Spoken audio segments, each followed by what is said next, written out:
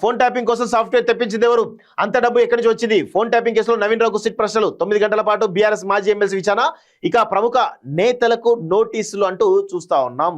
So ఒకసారి దీని గురించి చదువుదాం. ఒకసారి ఫోన్ ట్యాపింగ్ కేసులో కీలక పరిణామం చోటు చేసుకుంది. ఈ కేసులో సూత్రధారులు పాత్రధారులైనటువంటి రాజకీయ నేతల గుట్టు రట్టు చేసే విధంగా సిట్ దర్యాప్తు ముందుకు సాగుతుంది. ఇందులో భాగంగా బీఆర్ఎస్ మాజీ ఎమ్మెల్సీ నవీన్ రావును ఆదివారం విచారించింది. ఎస్ఐబి కేంద్రంగా పనిచేసినటువంటి స్పెషల్ ఆపరేషన్స్ టార్గెట్ కోసం సాఫ్ట్వేర్ కొనుగోలుకు సంబంధించిన వివరాలతో స్టేట్మెంట్ రికార్డ్ చేసింది. ఈ మేరకు నవీన్ రావును సిట్ సభ్యులు గ్రేవన్స్ డిఎస్పీ రవీందర్ రెడ్డి, జూబ్లీస్ ఏసీపీ వెంకటగిరి సుదీర్ఘంగా ప్రశ్నించారంటూ చూస్తా ఉన్నాం.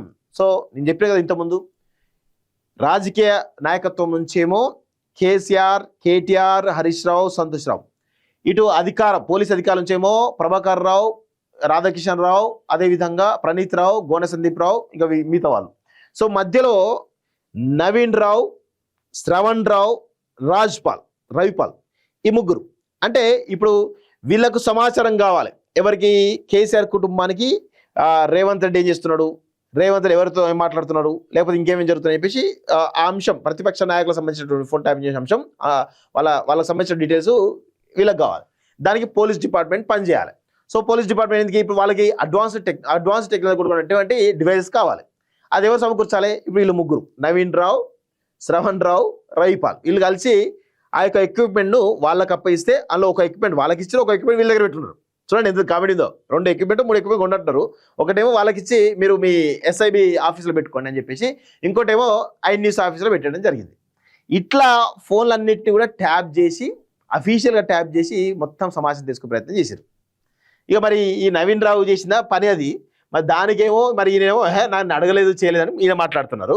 సో దాదాపు 9 గంటల పాటు విచారించారట. 2024 సెప్టెంబర్లో రికార్డ్ చేసిన స్టేట్మెంట్ ఆధారంగా వివరాలు సేకరించారు. ప్రధానంగా ఎస్ఐబి చీఫ్గా ప్రభాకర్ రావు సహా ఒకే సామాజిక వర్గం చెందిన వార్డుని నియమించడం గల కారణాలపై ఆరా తీసినట్టు తెలుస్తోంది. ట్యాపింగ్ కోసం 2 సాఫ్ట్వేర్లు అట. ఫోన్ ట్యాపింగ్ కోసం కేంద్ర హోంశాఖ నిబంధనల విరుద్ధంగా సాఫ్ట్వేర్ను కొనుగోలు చేసినట్లు ఇప్పటికే స్పెషల్ టీం ఆధారాలు సేకరించింది. ఎలాంటి అనుమతులు లేకుండా చట్టవిరుద్ధంగా ట్యాపింగ్ చేసేందుకు 2 అత్యాధునిక సాఫ్ట్వేర్ను వినియోగించినట్లు గుర్తించింది. ఎస్ఐబికి టెక్నికల్ సర్వీసెస్ కన్సల్టెంట్ రవిపాల్ కంపెనీల పేరుతో 2 రకాల ఫోన్ ట్యాపింగ్ సాఫ్ట్వేర్స్ ను పరికరాలు కొనుగోలు చేశారు. ట్యాపింగ్ కు సంబంధించిన ఆధారాలు దర్యాప్తుతో చిక్కకుండా ఉండేందుకు అత్యాధునిక సాఫ్ట్వేర్ రూపొందించడంతో చాలా వరకు డేటా ఆటోమేటిక్ ఫార్మాట్ అయింది. కాగా ఈ సాఫ్ట్వేర్ పోలీస్ డిపార్ట్మెంట్కి చెందిన సర్వర్లతో ఎలాంటి సంబంధం లేకుండా ప్రైవేట్ సంస్థల సర్వర్లతో ఆపరేట్ చేసినట్టు సిట్ గుర్తించిందంటూ చూస్తున్నాం. తెర వెనుక నవీన్ రావు.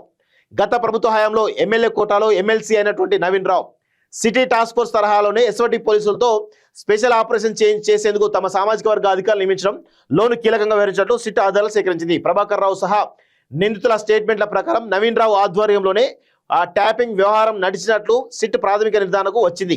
ప్రభుత్వానికి సంబంధించిన నిధుల నుంచి కాకుండా ప్రైవేట్ వ్యక్తుల ద్వారా ట్యాపింగ్ సాఫ్ట్వేర్ పరికరాలను సేకరించినట్టు తెలిసింది. ఇందుకోసం కోట్లు ఖర్చు చేసినట్లు సమాచారం. ప్రభుత్వ నిధుల నుంచి అనుమతి లేని సాఫ్ట్వేర్ కొనుగోలు చేస్తే చట్టపరమైనటువంటి సమస్యలు వచ్చే అవకాశం ఉన్న ఎమ్మెల్సీ నేతృత్వంలో ఇజ్రాయెల్, మలేషియా దేశాల నుంచి ఫోన్ ట్యాపింగ్ సాఫ్ట్వేర్ తెప్పించారని సమాచారం. ఈ మేరకు డబ్బు తరలింపై కూడా స్పెషల్ ఇన్వెస్టిగేషన్ టీం ఫోకస్ చేసింది. ట్యాపింగ్ ద్వారా కార్పొరేట్ కంపెనీల నుంచి పెద్ద మొత్తంలో ఫండ్ కలెక్ట్ చేసేందుకు ప్రణీత్ రావు ప్రత్యేక నెట్వర్క్ ఏర్పాటు చేసుకున్నట్టు సిట్ గుర్తించినట్టు తెలిసింది. పారిశ్రామికవేత్తలు, రియల్టర్లు, ఫార్మా, ఐటీ కంపెనీల వద్ద ఫండ్ సేకరించేవారని ఆధారాలు సేకరించింది. ఇక నవీన్ రావు ఇచ్చిన సమాచారంతో ప్రముఖ నేతలు కూడా నోటీస్ ఇచ్చేందుకు సిట్ ఏర్పాట్లు చేస్తున్నట్టు సమాచారం అంటూ చూస్తాను. ఒక్కొక్క డివైస్ కాస్ట్ వచ్చేసి 25 నుంచి 30 కోట్లు ఉంటుందట.